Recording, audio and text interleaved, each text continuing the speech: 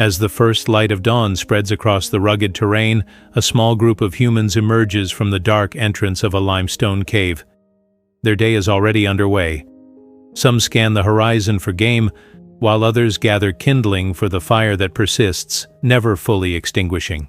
But what did the hours of our Paleolithic ancestors truly entail?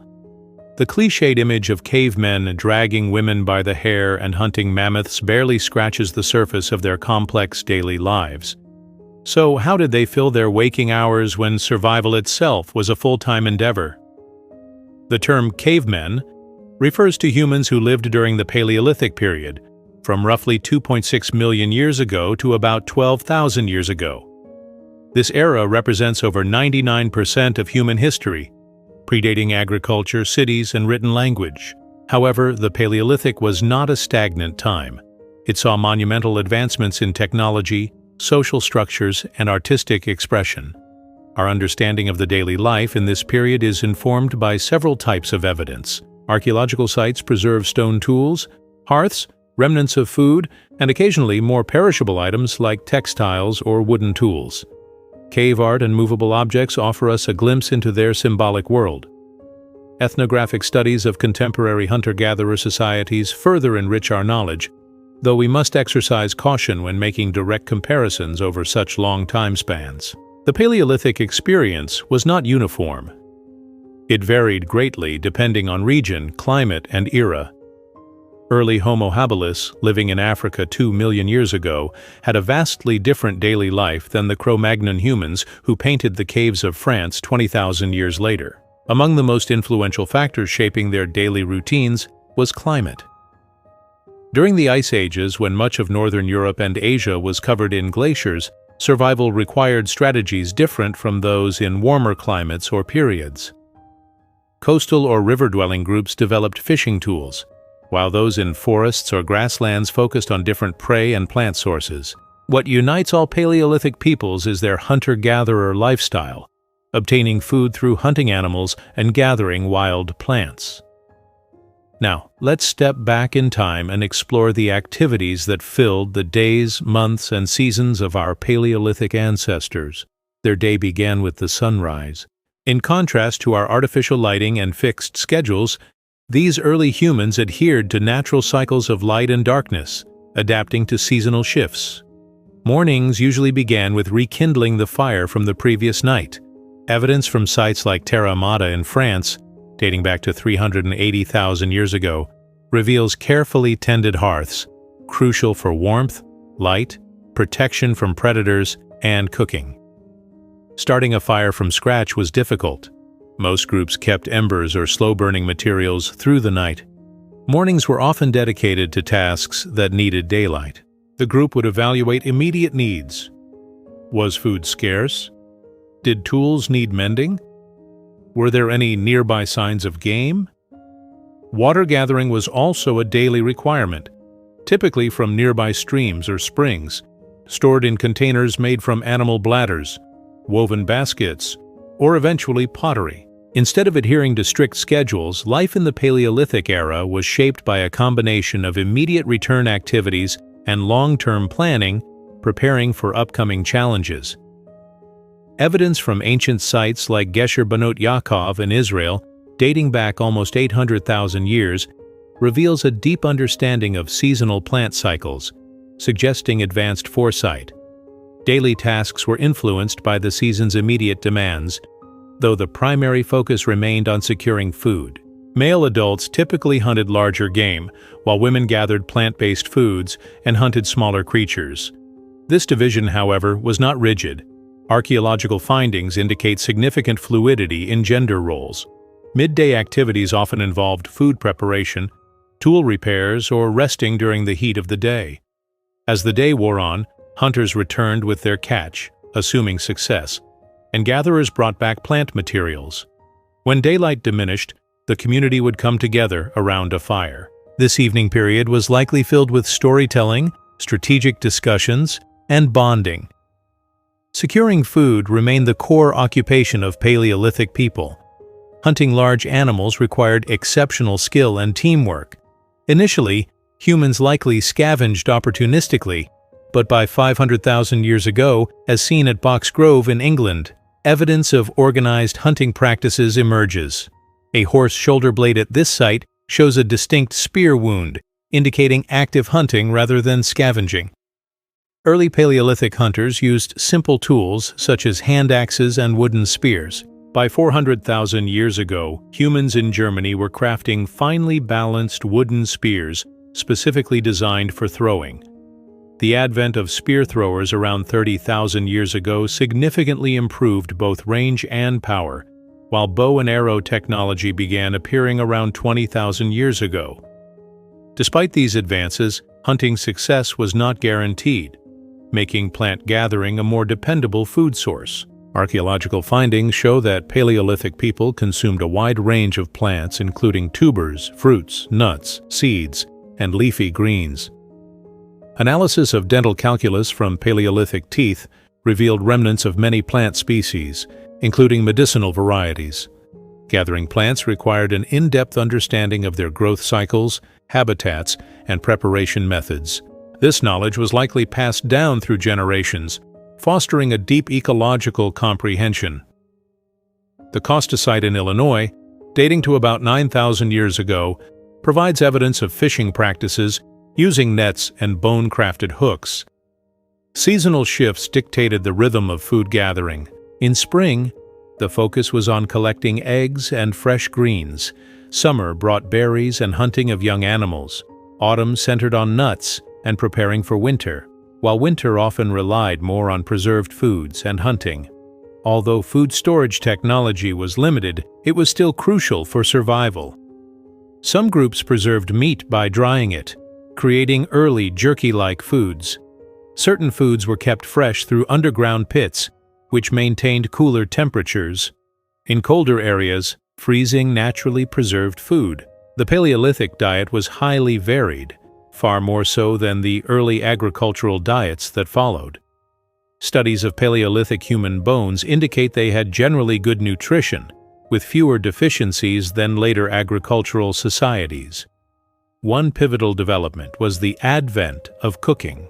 While the exact timing remains debated, evidence points to humans controlling fire for cooking at least 400,000 years ago, with some suggesting even earlier dates. Cooking made food easier to digest, increased its calorie content, and neutralized toxins in some plants. Paleolithic humans dedicated a lot of time to creating and maintaining tools. Toolmaking was a constant activity, not just occasional. Stone tools wore down with use and needed frequent sharpening or replacement. A skilled stoneworker could craft a functional cutting edge in minutes, but more intricate tools could take hours of meticulous labor. The progression of stone tool technology reveals greater complexity. The earliest Oldowan tools were basic stones with flakes removed to form a rudimentary cutting edge. By 1.76 million years ago, Julian hand axes displayed precise bifacial flaking and a symmetrical design. The Middle Paleolithic brought the Levallois technique, which allowed for better control over the shape and size of stone flakes.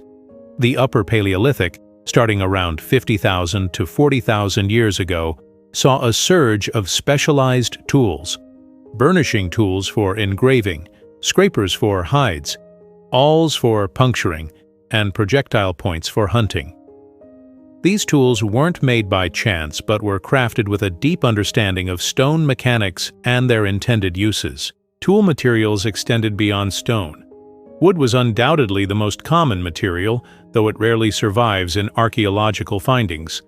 Notable exceptions include wooden spears and a U-shaped spear tip from Clacton-on-Sea, which were crafted with careful consideration of the wood's natural characteristics. Bone, antler, and ivory became increasingly important during the Upper Paleolithic. These materials were carved into fish hooks, needles, harpoons, and decorative items. Antler was especially prized for its strength and flexibility. Food processing tools included grinding stones for seeds, pounding tools for tough plants, and specialized cutting tools for butchering. Experiments show that stone tools could efficiently butcher even large animals, such as elephants, though it was a time-consuming process. Containers were also crucial. Early humans likely utilized natural containers, like gourds, shells, or animal bladders. By the Upper Paleolithic, there is evidence of woven baskets and sewn hide bags. Pottery first appeared around 20,000 years ago in China. Clothing adapted in response to environmental demands. In frigid climates, treating animal hides became vital. Tools like stone scrapers were used to clear away tissue and fat, while bone awls and needles made it possible to stitch garments. But where did people in the Paleolithic era actually reside? The cliché of cave dwelling is misleading. Caves were just one type of shelter among many. While natural formations such as caves or rock ledges provided protection, especially in unforgiving environments, they weren't the only choice. Renowned cave sites like Altamira and Lascaux contain abundant signs of long-term human use. Yet suitable caves were uncommon, and research indicates they were usually used seasonally, not year-round. Archaeology shows a range of built dwellings. At the Terra Amata site in France, for example, scientists uncovered remnants of elongated oval structures, some between 8 and 15 meters long, held up by wooden stakes. At Mezhrich in Ukraine, around 15,000 years ago, people built structures with an entirely different method. They fashioned circular foundations out of mammoth bones, likely then covered with hides to shield the interior. Within these dwellings, the interior was divided by function. Hearths were central, with specific places nearby dedicated to sleeping, crafting tools, or preparing food. Upkeep of these homes was continuous. Fires had to be kept alive, weather could damage shelter materials, and living quarters needed to be cleaned periodically. In some locations, clear refuse zones have been identified, areas used to discard trash away from occupied sections. Raising children was not separate from daily labor. In contrast to contemporary systems where children are often grouped by age, Paleolithic young likely learned through watching and doing alongside adults. Though direct evidence of hygiene is rare, modern hunter-gatherer analogs suggest frequent washing and dental care using fibrous plants and water sources. Caring for the sick or disabled was another part of home life. Some skeletal remains from the era show healed major wounds or signs of long-term impairment, which implies individuals were supported even if they couldn't participate fully in subsistence work. Far from being brutish, Paleolithic societies exhibited emotional depth and care. The core social grouping was the band, generally made up of 20 to 30 people from interconnected family lines. These were not isolated units. Material remains indicate regular contact between distant communities. Finds of rare goods far from their place of origin suggest broad exchange networks stretching across great distances. Social cohesion was fostered through shared experiences. Food distribution created interdependence and communal trust. Large hearths at places like Dolny Vestonis, dated to 29,000 years ago, imply cooking on a scale large enough for group feasts. Artistic expression held a vital place too. At South Africa's Blombos Cave, ochre used nearly 100,000 years ago marks the earliest confirmed evidence of symbolic human creativity. During the Upper Paleolithic, we observe stunning cave murals, portable art objects, and evidence of early musical instruments. Though music vanishes with time, the instruments that remain offer fascinating insights. In Germany, flutes made from bone dating back 43,000 years have been discovered, and detailed reconstructions reveal they produce familiar musical scales. These were likely accompanied by drums fashioned from stretched animal skins or hollowed-out logs, though such items rarely survive. Together they imply well-developed musical traditions. Clues about early medicine and healing come from traces of medicinal plants found embedded in fossilized plaque. Some cave images, particularly those showing hybrid figures with human and animal features, therianthropes, might hint at altered states of mind, possibly tied to shamanic rituals.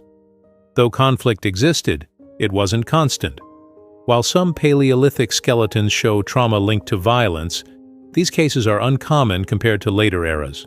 Plentiful natural resources relative to small human populations may have minimized competition across many regions. The Paleolithic way of life stands as humanity's most enduring and successful adaptation, helping our ancestors survive sweeping climatic shifts and expand across the globe. What lessons can we draw from this ancient mode of living? First, Early humans were expert stewards of their ecosystems. Instead of being helpless against nature, they actively modified their surroundings, practicing controlled burns, managing plant growth, and strategically hunting. In Australia, fire practices by Aboriginal peoples trace back 65,000 years, shaping patchwork landscapes that boosted ecological diversity. Second, the Paleolithic demanded vast, well-rounded knowledge. Every person needed hands-on expertise across hundreds of species, natural materials, weather behavior, tool crafting, and group interaction. This broad competence contrasts sharply with modern-day specialization. Third, their tools were brilliant responses to environmental pressures. Though appearing basic next to today's inventions, these implements reflect time-tested ingenuity refined across generations. The underlying logic of many tools we now use stems from that era. Above all, this epoch birthed symbolic art, conceptual thinking, and complex culture, the hallmarks of humanity. Rather than a crude precursor to society, the Paleolithic era was a thriving, stable system. For 99% of our past, this lifestyle ensured balance and cultural richness. An example worth revisiting amid today's ecological crises. What filled a caveman's day? A mix of survival, innovation, and cooperation. They crafted, repaired, and improved tools. They gathered, prepared, and distributed food. They built and maintained shelters. They passed down essential skills and cultural traditions to their children. They crafted music, visual expression, and systems of meaning. They nurtured strong connections both within their communities and with neighboring groups. They responded to shifting environments with ingenuity and movement. Viewed with a renewed perspective, the archaeological evidence reveals not crude forebears, but inventive individuals who met nature's trials with imagination and persistence. Their innovations, ranging from advanced hunting tools to expressive symbolic art, became the cornerstones of human progress. So the next time you picture a caveman, envision not a clumsy savage in furs, but a capable engineer, a plant expert, a creative artisan, and a vital member of a collaborative society, an extraordinarily adaptive person, much like us.